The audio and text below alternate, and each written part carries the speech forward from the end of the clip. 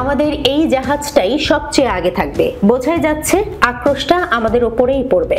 কিন্তু আমরা প্রতিজ্ঞাবদ্ধ, আমরা গাজা পর্যন্ত যাব এবং কোনো বাধাই গ্রহণ করব না।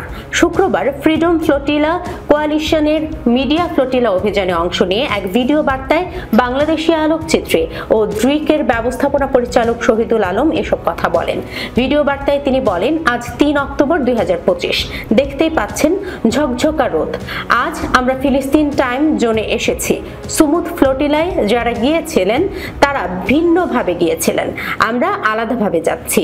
এইভাবেই আমাদের পরিকল্পনা ছিল যে ওদের উপর কিছু হলেও আমরা যেন এগিয়ে যেতে পারি। জানতে পেরেছি ইসরায়েল তাদের সব জাহাজ আটক করেছে। শহীদুল আলম বলেন, আমাদেরটা সবচেয়ে বড় জাহাজ। আমাদের সঙ্গে আরো 8টি ছোট নৌকা পাড়ি দিয়েছিল, তারা আমাদের একটু আগে পাড়ি দিয়েছিল। আমরা সহ এই মুহূর্তে এই 9টি যানবাহন মুক্ত আছে।